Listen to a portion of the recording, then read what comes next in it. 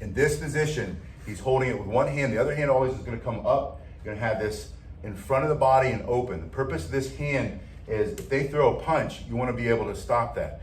From this position, he can get the hand on there very quickly, and that's what he's going to do when I grab it with two hands. So we're starting in this position. I come up, he said back up. He's using a verbal command, don't come any closer. I grab it aggressively. He's going to get this locked to his hip quickly. As long as the cane is locked to his hip, if I pull, now I'm pulling against his entire body weight. Let me have you let go of that for a second. Just hold the cane, but not against the body. So from here, if he's holding with two hands and he's not there, now we're playing tug of war, and it's whoever's stronger is going to win, or whoever's faster. If he holds it against his hip, now I'm pulling against his body, and he can bend his knees a little bit, and he can lock himself in place. Now from this position, I'm pulling in this direction to try to rip the cane out of the hand to beat him with it. And he's going to let me have it by stepping in just a little bit. And as soon as he feels that resistance in, because I'm pulling it in, he's going to turn away and then back around in a circle. So he's making a spiraling motion with his cane.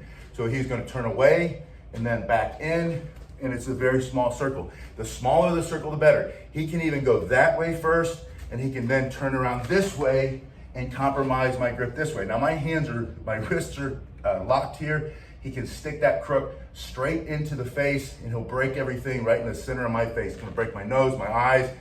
My teeth are gonna come out, I'm gonna bleed, all for self-defense.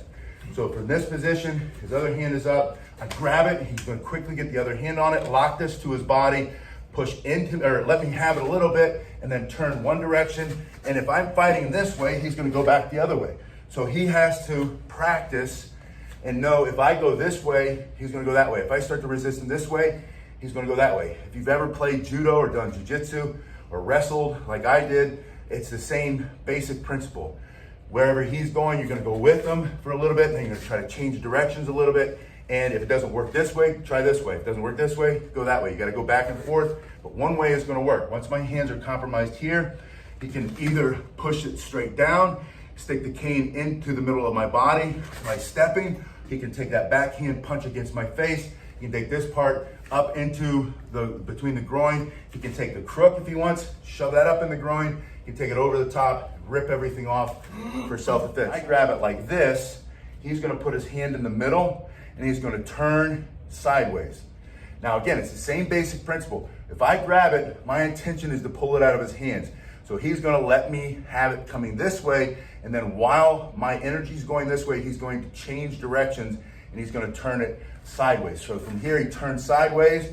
If that doesn't work, he can rip it back the other way.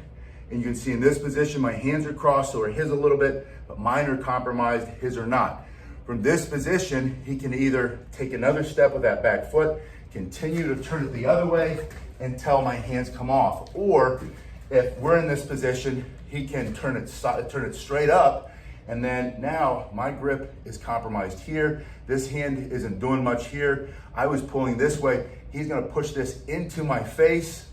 That breaks my grip even more. He can stick this up under my chin or into the throat, or he can take this back hand and pull this back to his body while he jams this vertically straight up into my body. Now the crook is coming up either into his groin or into the solar plexus or up under the chin for self-defense. So if I grab him while he's horizontal, he turns it vertical, slams the front side straight down toward me, pushes it up into my chin, or he can bring that backside around again for another vertical strike, striking in the face. Those are just two ways you can keep him from taking the cane away from you and beating you. This live self-defense training video, we're gonna show 2 self-defense techniques or drills that you can practice with your Cane Master self-defense cane.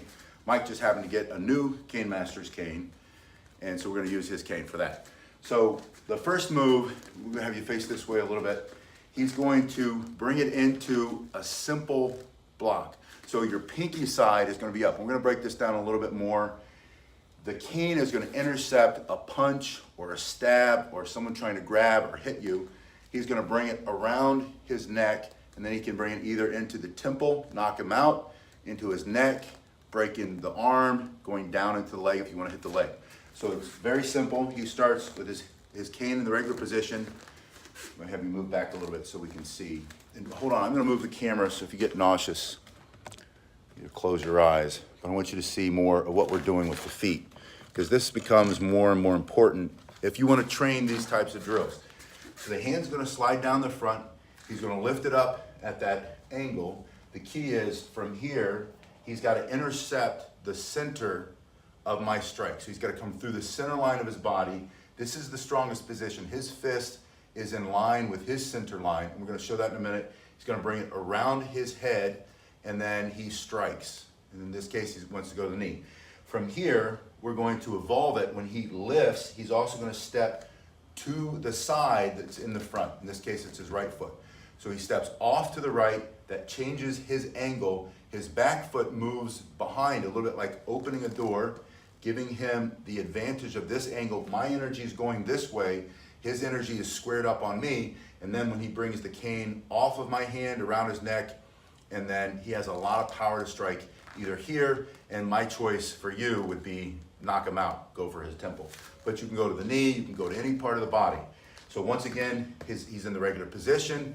The threat comes up very quickly, aggressively, slides his hand down the front, intercepts the strike, comes around his head, and smash.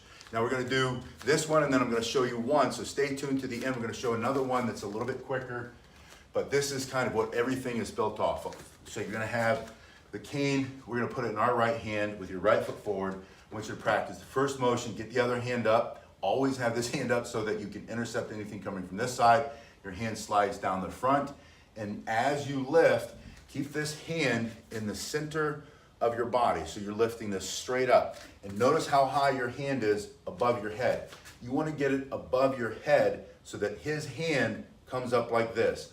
If he has a knife or he's punching, he's slapping, you want to open this up. All of his energy is coming straight into you in a horizontal plane, and you're going to change that energy, and it's going to be very easy to lift it up because his energy is coming this way, your energy is coming up, you intercept it.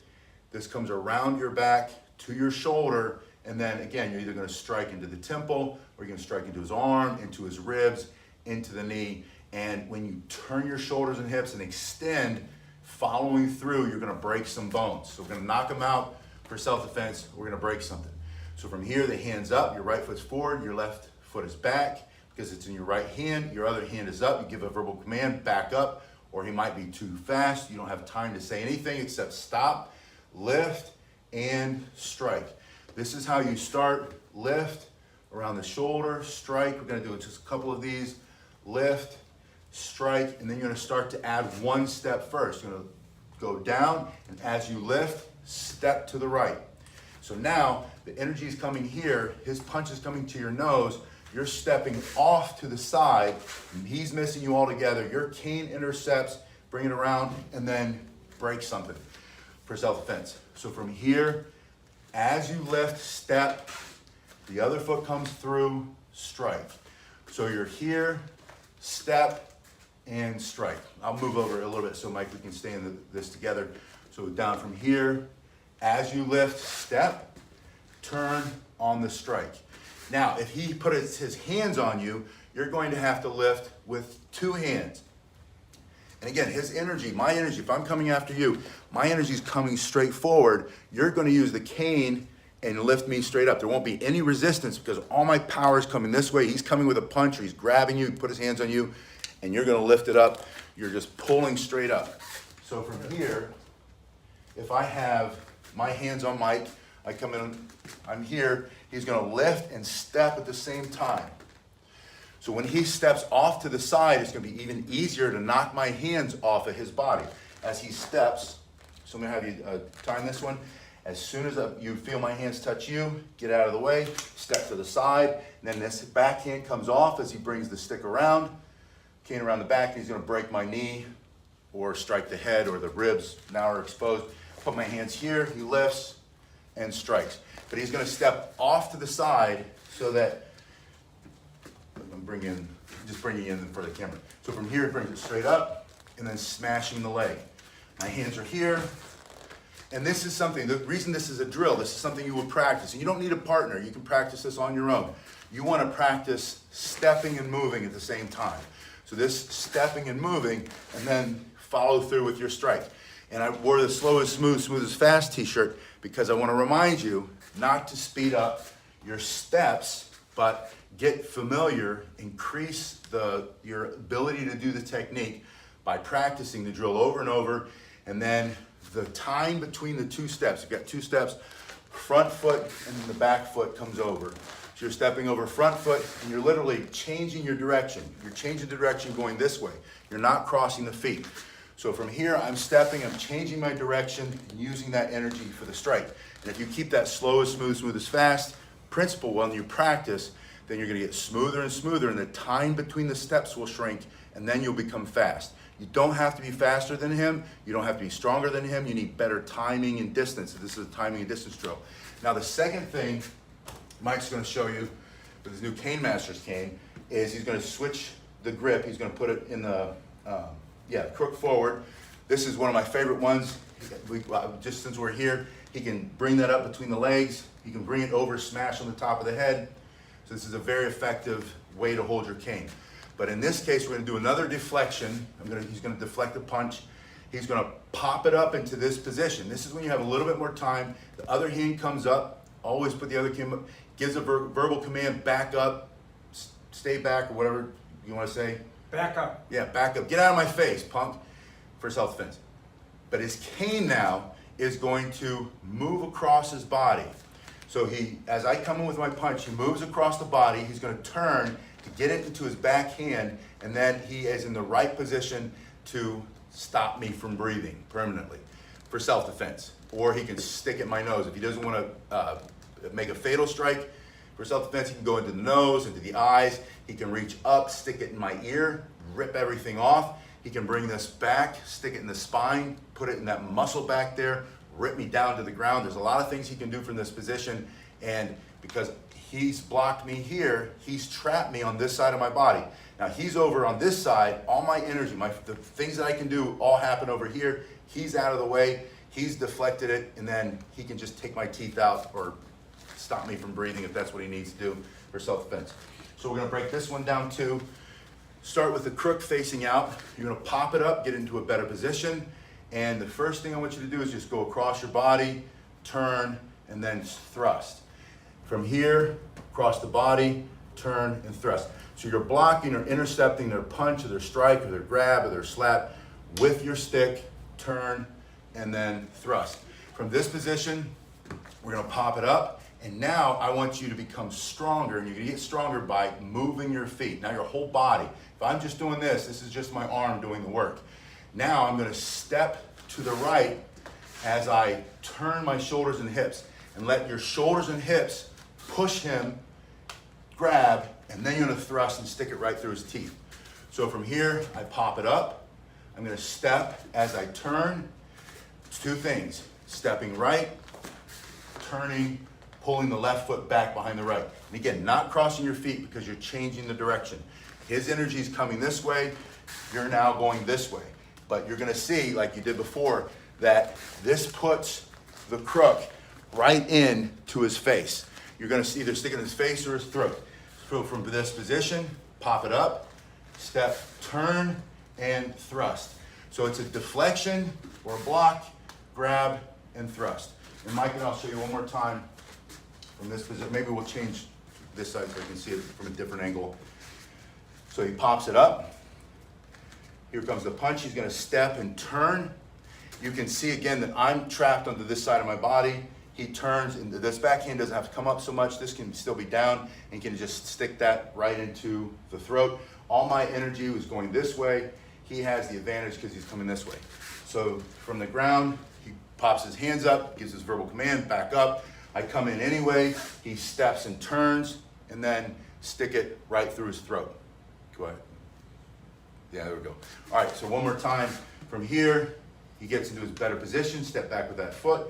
Always make yourself a smaller target by stepping back or stepping forward. I come in anyway, he turns, effectively stopping me. And this hard piece of oak, did you get oak or hickory? Oak. You can get these in oak or hickory. So he has the oak, this is the Dojo training cane. This is a perfect starting point. I put the link below if you want to see what these are. But this hard piece of wood goes against my bone, my nerves right in there. And I felt that the last time he did it. That hurts a little bit. When he goes fast, because he's going to move fast to save his life, he pops it up. I come in anyway, steps, and before I can hit him with the other hand or hit him with this hand or grab him or change what I'm doing, he's already stuck that into my throat or into my teeth or into my face. Put in the comment section below if these two work for you, if you can practice these drills. If not, what is it that you would like to see, or how could we teach them a little bit differently? This is kind of experimental. We're trying to figure out how we can take some of the things that we do when we have a partner and show you how to do the self-defense at a little bit, kind of an intermediate level. And so we want to continue to do that, but we need your feedback. You guys have been great, and I'll see you on the next one. Thank you.